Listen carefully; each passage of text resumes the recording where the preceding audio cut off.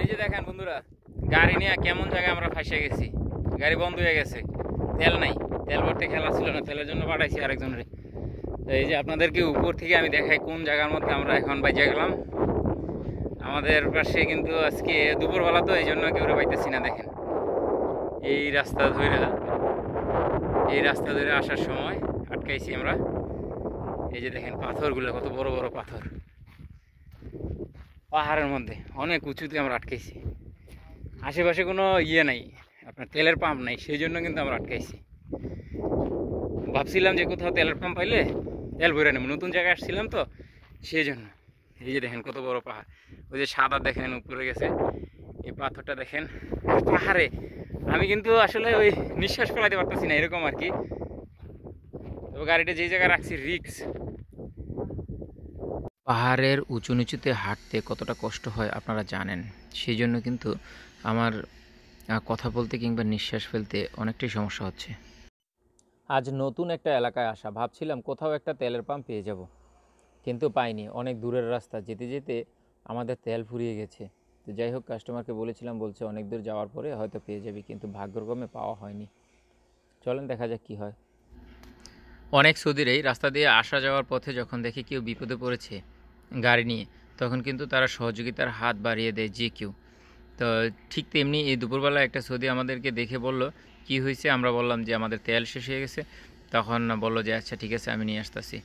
তো কিছুক্ষণের মধ্যে হয়তো আইসা পড়বো। আমাকে ফোন করছিল যে আমি তেল নিয়ে আসতেছি, তোরা থাক।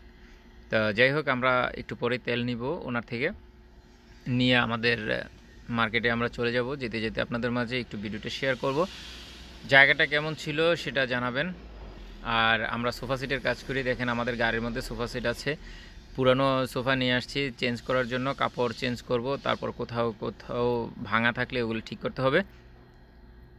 তো এটাকে বলা হয় তানজিদ, তানজিদ কিংবা গায়ের গুমাস, এরকম বলা হয়।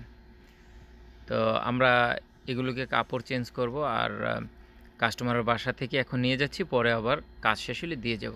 এটা আমাদের দায়িত্ব।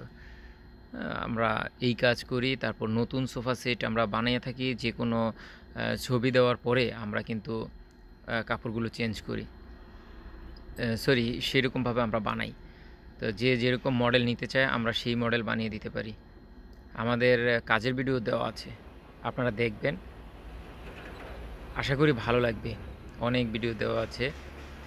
আর এই হচ্ছে সেই রাস্তাটা, যে রাস্তা ধরে আমরা কিছুক্ষণ আগে উঠে আসলাম। তো সৌদি আরবের পাহাড়ি রাস্তাগুলো কিন্তু ঠিক এরকমই হয়, সব পাথরের পাহাড়। বাংলাদেশের মতো কিংবা আরও অন্যান্য দেশের মতো কিন্তু মাটির পাহাড় হয় না।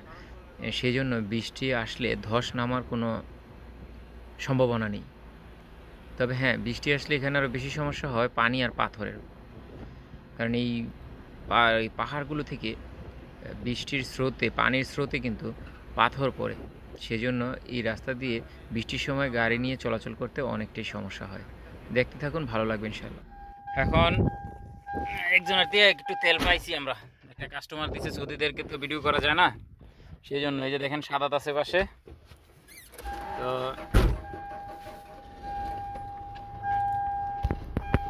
ধরো বাহির থেকে একটু ধরো, হাত পাচ্ছে না।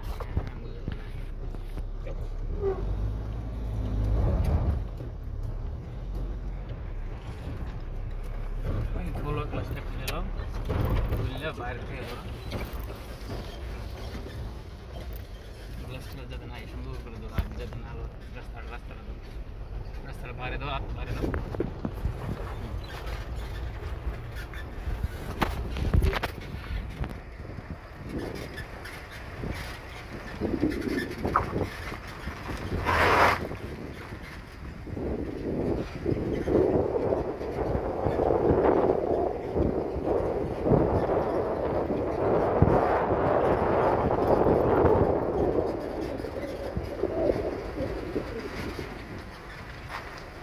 আসসালামু আলাইকুম।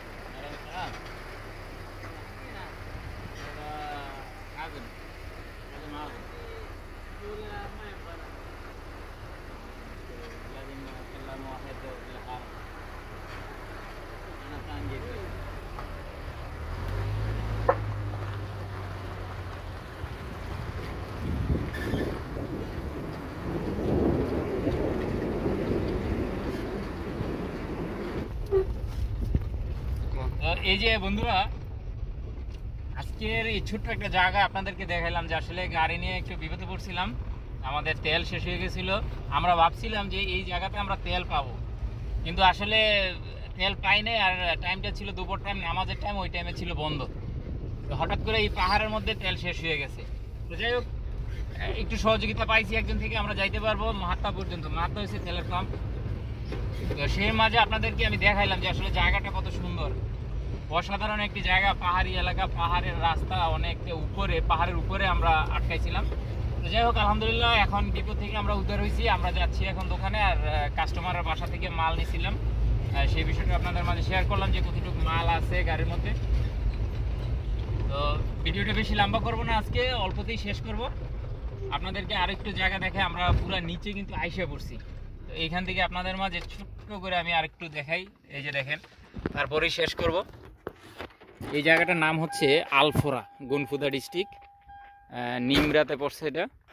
অনেকে আমাকে বলে ভাইয়া আপনি তো আসলে দেন না, এই জায়গার ঠিকানা দেন না। আমি জায়গার ঠিকানা দিই, কিন্তু সবাই ভিডিওটা পুরোটা দেখে না, তো সেই জন্য হয়তো আমি যদি প্রথমেই ঠিকানাটা দেওয়া হয় না, হয়তো কথার ফাঁকে ফাঁকে দেওয়া হয়, আপনারা আসলে খেয়াল করেন না। এই যে আরও অনেকটা নিচে যাইতে হবে আমাদের, বুঝছেন? এই যে হচ্ছে রাস্তা, এরকম রাস্তা দিয়ে আমাদের চলাফেরা করতে হয়। দেখেন যেদিকে তাকাবো শুধু পাহাড় আর পাহাড়, শুধু পাথর আর পাথর, বড় বড় পাথর। এই যে দেখেন পাথরের সাইজ দেখেন, এরকম মাটি কিন্তু নেই। এইগুলো ধরেন আয় হায় সাদাত, এইগুলোর মামলা কিন্তু সবচেয়ে বড়।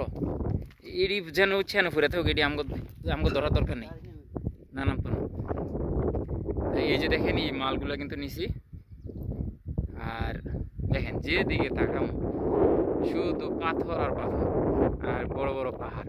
দূরে দেখা যাইতেছে কিছু বাড়িঘর। এই যে দেখেন, জুম করে একটু দেখানোর চেষ্টা করি। এই যে দেখেন, এটা হচ্ছে একটা গ্রাম, এটাকে বলা হয় রায়ান ফাইজা। তো অসাধারণ দৃশ্য কিন্তু। আপনাদের মাঝে কেমন লাগলো আপনারা কমেন্টের মাধ্যমে জানাবেন। সবাই ভালো থাকবেন, আবার দেখা হবে ইনশাল্লাহ নতুন ভিডিওতে। আর যদি এই সমস্ত এলাকায় কেউ ঘুরতে চান, আসবেন, যোগাযোগ করবেন, আমার নাম্বার দেওয়া থাকে। আর না হয় আপনাদের নাম্বারটা দিবেন, আমি আপনাদেরকে ফোন করব। সবাই ভালো থাকবেন, আল্লাহ হাফেজ।